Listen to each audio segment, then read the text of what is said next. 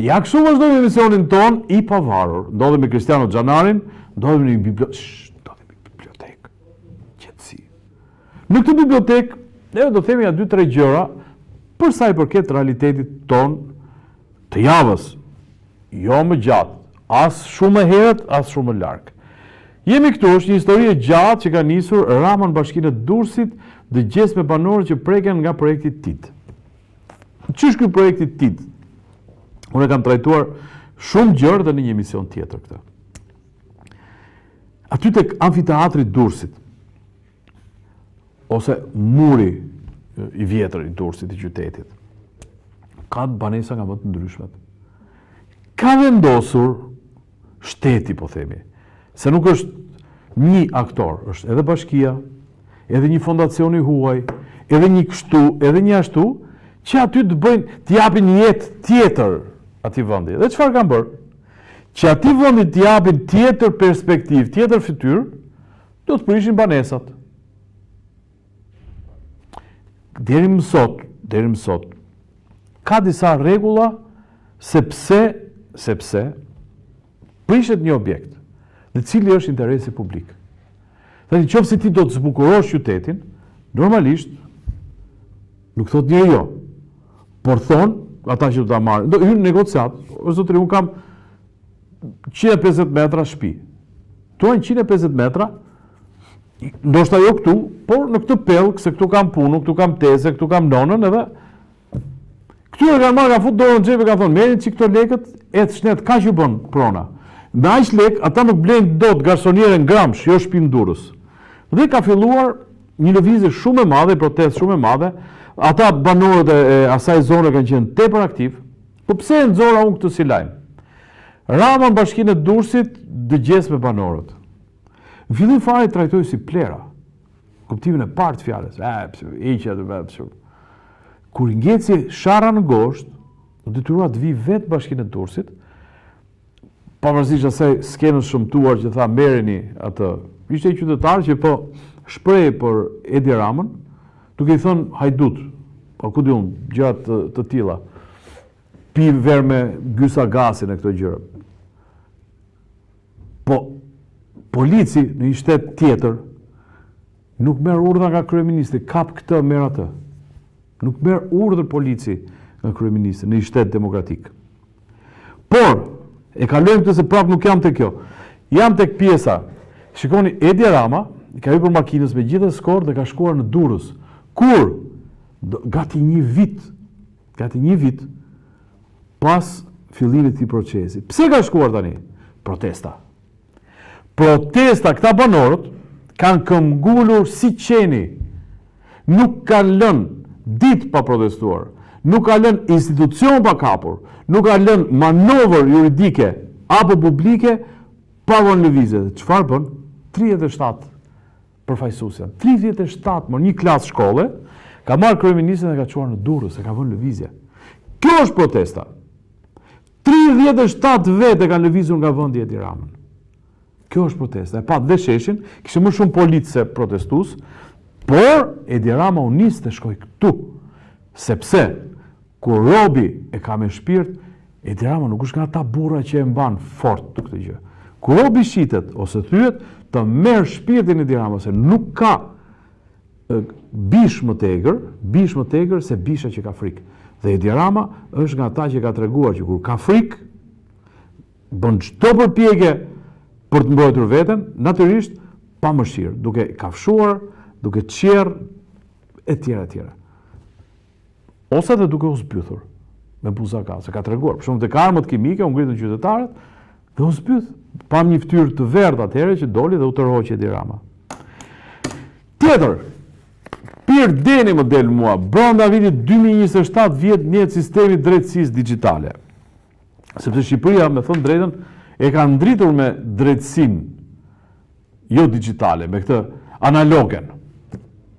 Pra sistemi drejtësisë në Shqipëri, për të cilën u bë një reformë gjigante, u përfshin ambasadat, u puthën ambasadorët, votoi unanimisht Parlamenti i Shqipërisë për reformën drejtësi, ka dosje që janë në gjykim që nga dita e miratimit të reformës drejtësi. dose 2017, dose 2018. Kjo është drejtësia. Tani ka vendosur bën një shpike në Shqipëri, drejtësia digjitale. E ka thënë Rama, diella është 7 zanë, edhe do pjell dhe nuk do të çuditeni që do të hyj në sistemin e drejtësisë gjykatësi digital. Pra diella, të ndaj gjyqet. Këtu natyrisht nuk kemi 2027, nuk është ky koncept që po them unë ende, po është koncepti i digitalizimit, pra përpunimi i dosjeve me sistem digital. Por po ju them një breng që kam. Që kur u kam qenë i ri, që kisha flokët e zeza të gjitha, u vendos që në gjykatë të kishte sistem audio, të regjistroheshin seancat. Shumë shpejt edhe video. Jo vetëm su vendos në herë sistem video në gjykata. Jo vetëm që seancat, gjyqet, bëhen me dyert të mbyllura, por as sistemi audio nuk është funksional. Pra Shqipëria është në një regres të jashtëzakonshëm këtu, por për propagandë, për shkak të mbylljes gjatë negociatave, na ka dalë Pierre Deni dhe thotë, brenda 2027-s do të vihet sistemi digital në këtë, shpresojmë. Brenda ja ku erdhi 2027, kemi zgjedhje të mot për pushtetin vendor. Tjetër, do të rrim po këtu, tek sistemi i drejtësisë, urdoja ku kemi një çelës të madh, një kangjella burg, domethënë. Rama, kujdes. Para se të vazhdojmë me Ramën, kujtojmë që në vitin 2013 erdhi Rama me dhe mua më ka pëlqyer shumë dhe kam bërë batut në atë periudhë. Tha, kemi gjetur një humner, tha, Berisha na ka lënë një humner. Dhe brenda 2-3 javë tha, e mbyllëm humnerin e Berishës, tha. Edhe unë kam bërë batutën. Me Berishën ne kishim një humner. Ishim në bus, Shqipëria ishte në bus të humnerës. Me Ramën bëri hapa para. Dhe në 2014 e pas, na filloi operacioni i madh burg për ata që kishin bërë një dritare pa leje. Burg për ata që kishin rregulluar çatin. Burg për ata që kishin prekur sahatin. Dhe u mbushën burgjet jo me trafikant, jo me tutor, jo me drogaxhi. Burgjet u mbushën me njerëz të cilët kishin rregulluar shtëpinë e tyre në kushtet e një kaosi ligjor dhe shtetëror. Okej. U mbushën, u dyndën, dhe ishte filozofia e pushtetit burg.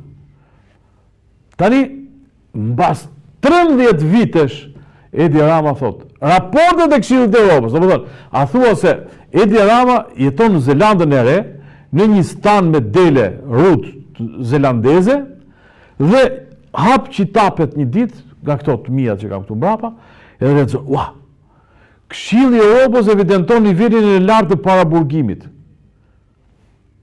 Pse do të evidentoj Këshilli i Evropës, ku Shqipëria ka 1 milion mekanizma të saj të brendshme, që ke interesi qytetarëve, mediat, Ministria e Drejtësisë. Pse duhet raportet e Këshillit të Evropës, por raportet e Shqipërisë?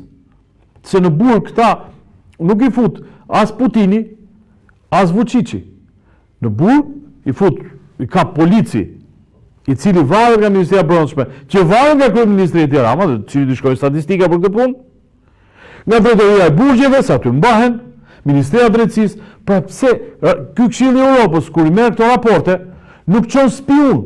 Këshilli i Evropës i merr nga shteti shqiptar, dhe Edi Rama në 2026, mas 13 vitesh në pushtet, na pas ka lecuar raportet e Këshillit të Evropës, që evidentojnë nivelin e lartë të paraburgimit. Kjo është forma drejtësi. Ras plas në burg, se pastaj e qepim dosjen mbrapa. Ecim. Rama, se jemi në hallet e ditës, diskutohet, bile sot u tha që tana e ndron Rama zëvendës kryeministër Balluku. Rama nuk e ndron dot zëvendës kryeministër Balluku. Nuk e ndron dot. Sepse fliten lloj skenaresh, por nuk e ndron dot. Nuk e ndron dot sepse ato tunele nuk janë gjilpëra, nuk janë qindarka. Ato tunele janë vepra shumë të mëdha, dhe në Shqipëri njerëzit janë mësuar dhe që spionojnë, që raportojnë, që flasin shumë, dhe natyrisht projektet e mëdha kalojnë patjetër nga zyra e këtij njeriu. Dhe ai di shumë mirë, dhe jo vetëm di, po dhe ka firmosur, ose ka urdhëruar firmosjen, është pjesë e shumë projekteve, shumë skenareve. Dhe është çike vështirë kjo pjesa e Ballukut për ta lëshuar. Dhe unë kam tezën time, se ndoshta doktori nuk e bën me qëllim Berisha. Por Berisha ka thënë një gjë së fundi.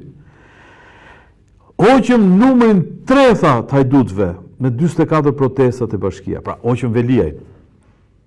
Tani dhe me protestë do heqim numrin 2, tha pasaj dhe vjen radha njëshit. Që do të thotë, ndoshta pa djenin e tij, doktori dhe ne, që dalim aty në shesh me doktorin, po përdoremi. Si po përdoremi? Duke krijuar tension, duke krijuar flak, fishek zjarre, dhe ndërkombëtarët vinë këtu, ç'po ndodh, ç'atë them unë? Ja, i Saliu është i çmendur. Po ç'a do ai Saliu? Po të heq këtë zëvendës kryeministrin, po. Edhe asaj zëvendës kryeministrit thotë, unë po të mbroj. Ja, ka dalë ai qeni atje, ka dalë dhe këta zagarët, edhe erdhin dhe Molotov, edhe janë ngritur dhe këta legendat ndërkombëtar, po ç'a ti bëjmë tash? Kam refuzuar 3 herë dorëheqjen e Ballukut. Shikoni çka ka ndodhur. Ky zotëria këtu, që futi vendin në një krizë duke shkatruar, pa duke dhënë colpo di grazia që thonë, nuk se di si quhet shqip, po kur në vendet që kryen ekzekutime, shteti bën ekzekutime, pam, mbaron skuadra përshkatimit dhe vjen prokurorin fund fare, futi plumb pas kokës, se mund të jetë gjalla edhe që të vdesje që mos vuaj, pam, dhe quhet colpo di grazia, pra goditja e mëshirës. Dhe ky zotëria i dha goditjen e mëshirës gjykatës kushtetuese, me atë veprim që bëri. Pra e hoqi çdo miligram digniteti që kishte ngelur asaj gjykate, duke mos marrë vendim që të ngelej vendimi i GKK-s në fuqi. E asgjësoj atë gjykate e ngjeu me nderjush me mutat nga fillimi në fund. Dhe ngeli topin gjykat.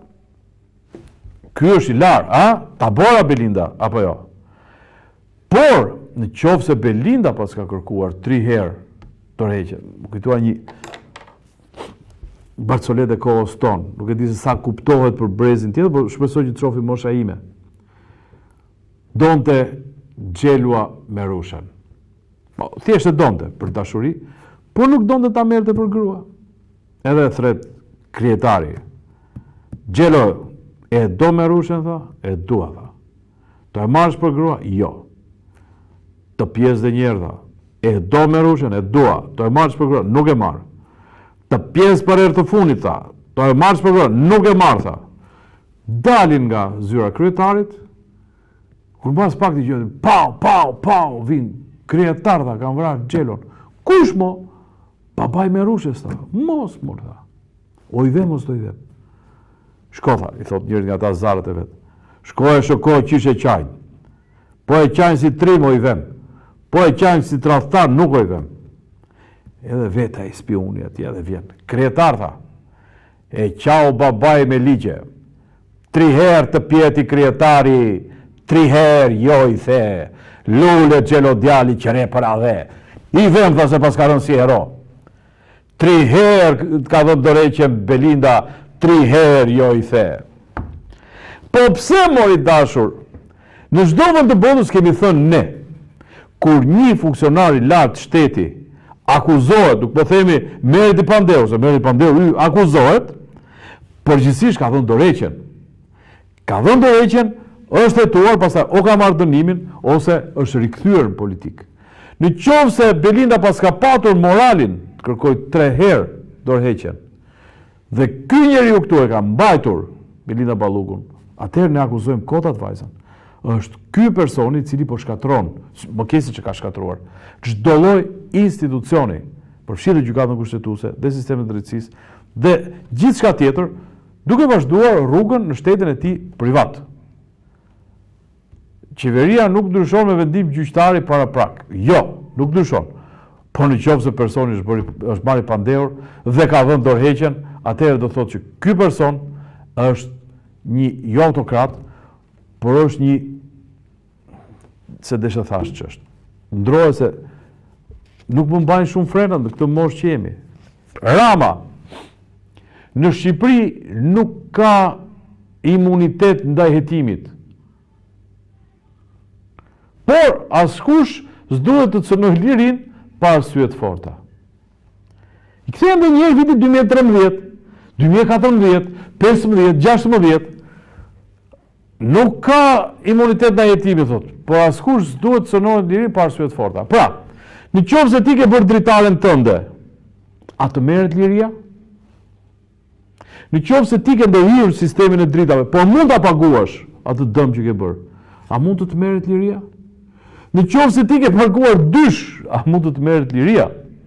Pra një person i cili e ka filluar karrierën e tij, dhe e ka ndërtuar pushtetin e tij mbi bazën e terrorit, frikës, me burgun si kryefjalë, na derdhe na jep mend këtu, askush s'mund t'i cënohet liria pa arsye të forta. Arsyet e buta për cilën njerëzit e këtij që i ka zgjedhur, edhe që s'ban përgjegjësi ky kryeministër, janë korrupsioni. Dhe korrupsioni nuk është, edhe pse korrupsioni është kur merr djalin e dajës edhe e merr në punë. Korrupsioni është dhe ky.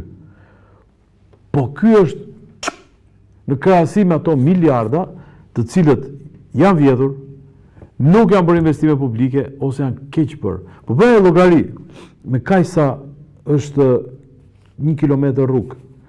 Edhe futa pyeta këto internetin. Dhe më dilte, disa më dilte metri katror një rrugë afërsisht. Sa një shtëpi, po themi në Librasht. 350 euro metri katror i rrugës. 350 euro metri katror. Çdo të thotë 350 euro metri katror i një apartamenti ka kuptim që, përveç që është bërë karabinaja, pra beton, hekur, themele, këto gjërat, janë dhe instalimet elektrike, pllakat, parketi, ndriçimi, të gjitha këto, dhe këto futen te kosto 350 euro metri katror. Në Shqipëri ka që është, du të heqësh këpucët kur shkelin rrugët tona, me që jemi tek rrugët. Po ashtu janë sterilizimi, po ashtu janë PPP-t, cilët janë harruar PPP-t, se lulëzuan në moment dhe i morën të gjitha bizneset. Askush duhet të cënojë lirim pa arsye të forta.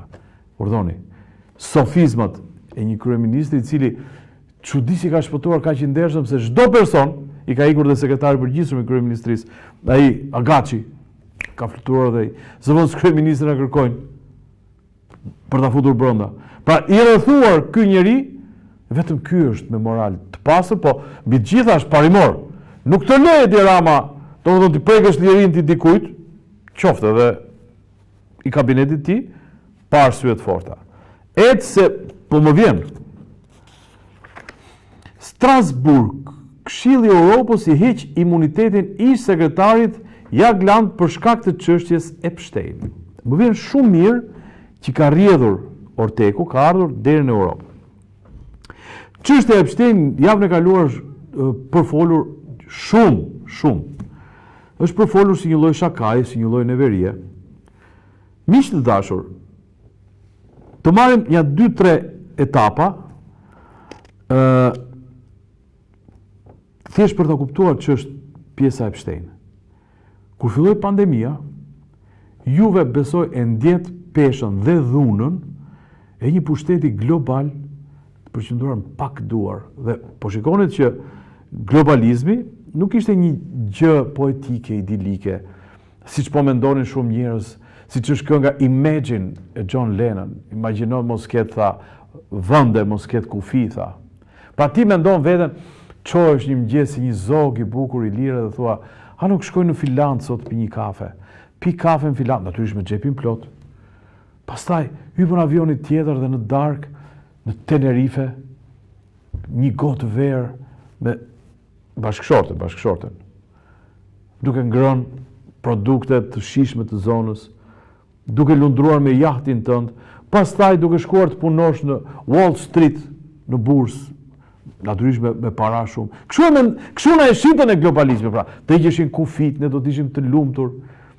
Kur erdhi pandemia, ne pam që globalizmi ishte internacionale, do të jetë bota e re.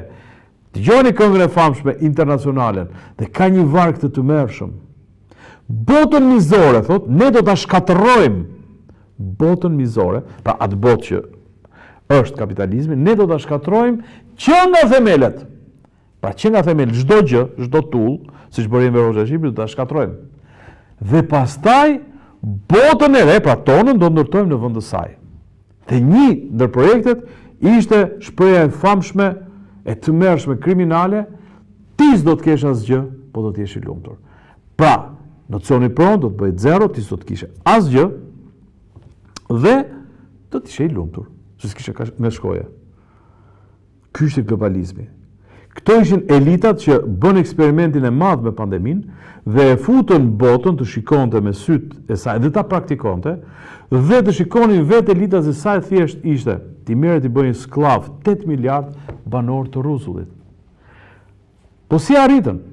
Si mundet që tjetë një dorë në gjithë globin që ti realizoj këto gjëra? Ishte ky emër, Epstein. Çdo të thotë Epstein. Ka që i fuqishëm ishte ky Epstein? Jo. Epstein ishte mjeti. Janë ata që ndodhen mbi Epsteinin dhe e përdorën Epsteinin për të korruptuar elitat politike, ekonomike, mediatike e çfarë duash ti. Çfarë ndodhte në ishullin Epstein? Ishulli e Epsteinit nuk ishte thjesht një shtëpi publike ku njerëzit shkonin dhe çfrynin epshet. Në ishullin e Epsteinit konsumoheshin vepra të rënda penale, të cilat, do të thonë, hynin tek ato vepra që mund të shkojë edhe burg për jetë, natyrisht duke dëmtuar përjetësisht imazhin dhe pronën. Që fillonte nga seks me të mitur, që është vepër penale, deri tek kanibalizëm. Pra që janë vepra që dënohen edhe me burg për jetë. Dhe natyrisht janë të filmuara dhe dokumentuara. Pse? Që këto elitat pastaj me një telefon i thua na duhet kjo gjë. Po gjithsesi, mbasi ta mbarosh, hajde pim një gotë në filan vend, dhe ti kujtohesh që tek ai vendi ke edhe një dosje, ke një filmim duke korruptuar. Ky Epstein ishte korruptimi i elitave. Korruptimi i elitave.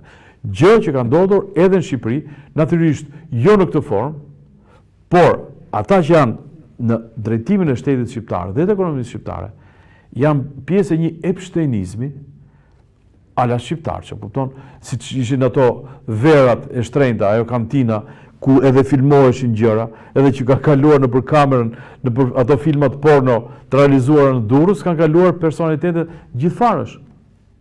Epstein. Mënyra korruptive, pastaj për t'i mbajtur në kontroll. Për t'i mbajtur në kontroll. Më nxirr tjetrën. Qeveria franceze u kërkon qytetarëve të kufizojnë konsumin e mishit për të luftuar ndryshimet klimatike. Dhe këtë gjë ja me nderi u shpordhi Donald Trump. Sepse tek skema e skllavërimit ishte edhe kjo. Pordhët e lopës ndotin planetin. Pjerdh lopa ngjitet gazi metan dhe krijohet efekti serë. Ngrohet globi dhe do vdesim ne. Kështu që hani bar, si tha ambasadore dikush me amerikane, ne demokratëve. Hani bar, tha. Dhe këtu, mos hani mish, pra që mos ketë lop, që mos ketë industrit kësaj, që mos ketë kështu, që mos ketë kështu, për kontroll. Epsteinizmi pushtoi Amerikën. Ky lloj korrupsioni, ky lloj elite pushtoi Amerikën. Me ardhmën e Donald Trumpit, i cili e hapi ai dosjen e Epsteinit. Gjithë fronti i globalizmit kriminal, globalizmit komunist majtist, nuk u shuajt, u spostua, dhe ja ku i keni shenjat, vazhdojnë këta luftën. Pjesë e këtij fronti është edhe Edi Rama, pjesë e këtij fronti. Natyrisht, ky front e mban, ky front e mbështet, do ai të kapërcejë Ylberit, do të shkojë të bëhet pjesë, andej ty në sqetullën e Donald Trump të s'ka se lloj parimi, mjafton që ai ti garantoj pushtetin. Por është pjesë e këtij fronti. Kur ne paguajmë taksa pa patur industri, paguajmë taksa karbonin. Ma ish, po desha. Renderi botror i Trumpit është bërë real dhe Europa detyrohet të përshtatet shpejt. Kjo që po e thosha unë. Kjo që po e thoja unë. Pra, rendi ri botror, ose ri kthimi, tek rendi normal, tek rendi ku burri është burr, gruaja është grua, natyrisht secili është i lirë të jetoj seksualitetin, por jo të dhunoj daç ata që janë straight, daç ata që janë të çuditshëm, daç ata që janë ndryshe, secili e ka llogari me shtratin e vet dhe me partnerin e vet, jo me publikun, dhe jo ta bëj agjend. Secili jeton jetën normalisht duke ngrënë mish, qep, byrek, çfarë ketë mundësi. Që ekonomia, kuptohet, mos drejtohet nga Kina, që korrupsioni kinez mos të vi të korruptoj Europën, Shtetet e Bashkuara të Amerikës dhe të sundoj botën në mënyrën tinzare. Ky është rendi i ri. Dhe për këtë rend të ri, unë për vetën time kam qenë me Donald Trump që në 2016. Pikrisht duke parë radioaktivitetin kinez, i cili po kërkonte që të përfshinte botën në një sistem sklavorus, i cili do të sillte me radhë, siç janë diskutuar edhe politikat e eliminimit të popullsisë, maltusiane, nuk është se i shpiku Kina, reduktimi i popullsisë, se janë bërë shumë, s'tia bëjmë, nuk mbahet planeti kështu. Dhe në moment që ti thua reduktim popullsisë, gjithçka është e pranueshme, përfshi dhe luftën. E dalim tek e fundit, e cila është jo më parëndësishmja, studimi alarm tek Gen Z ulen aftësitë njohëse. Lexova një shkrim një ditë, një studim që më rënqethi. Për herë të parë në historinë e njerëzimit, brezi tanishëm është me nivel intelektual, inteligjencë më të ulët se brezi pasardhës. Pra, njerëzimi në gjithë trajektorin e vet ka qenë në progres. Gjithmonë brezi pasardhës ka qenë më inteligjent, më i fuqishëm, më i zhvilluar se një brez përpara. Çfarë ka ndodhur? Sot, gjenerata Z, pra gjenerata fëmijëve tanë, i ka aftësitë alarm, ulen aftësitë njohëse, pse? Shumë njerëz në mënyrë krejt empirike thonë, po ja pra merr me celular gjithë ditën, ja pra, jemi tek ajo që po thonim politika internacionaliste edhe maltusiane e shkatërimit dhe degradimit të racës njerëzore për t'i ulur në numër dhe për t'i sunduar. Dhe është investuar shumë që brezi që vjen t'jetë një brez debil. Shikoni pak dhe gjeni, ja u sugjeroj filmin Idiokracia. Pra, me dy fjalë është një histori në 2007-ën, bëhet një eksperiment, dy veta i ngrin, një oficer mediokër që s'bodë as i punë, s'kishte shumë tru, edhe një prostitut. Për shkak një aksidenti, ata ngelin të ngrirë për 500 vjetë, mbas 500 vjetëve, zgjohen në një botë që është e përçudnuar dhe që janë kështu, me gjeneratën X, që shohin në televizor gjithë kohës, ato që ne shohim TikTok sot, që rrahje, goditje, kështu, arktohen. Kësaj gjenerate, përfshi dhe dijet që japin shkollë, përfshi dhe metodikën e mësimdhënies, e kanë katandisur me zgjuarsi dhe me aftësi më të ulta se një brez përpara. Kjo është goditje, nuk është aksident, është goditje e qëllimt kundër racës njerëzore. Hapni syt, popull.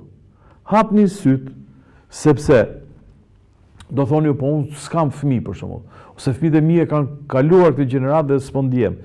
Po si thaj, ra zjarin fshat larg shtëpisë time, ra shtëpi time larg prapanicës time. Do të vi zjarin prapanicën tënde, s'do ketë kush ta shuaj. Asun me Kristianon. Neve që ndrohem me ju për thonë dy llafe, për të bërë një dy komente siç na e merr mendja. Ju falenderojmë që na ndoqën. Armir Shkurti, Kristiano Xhanari dhe Zjarr Televizion ju urojnë natë të këndshme.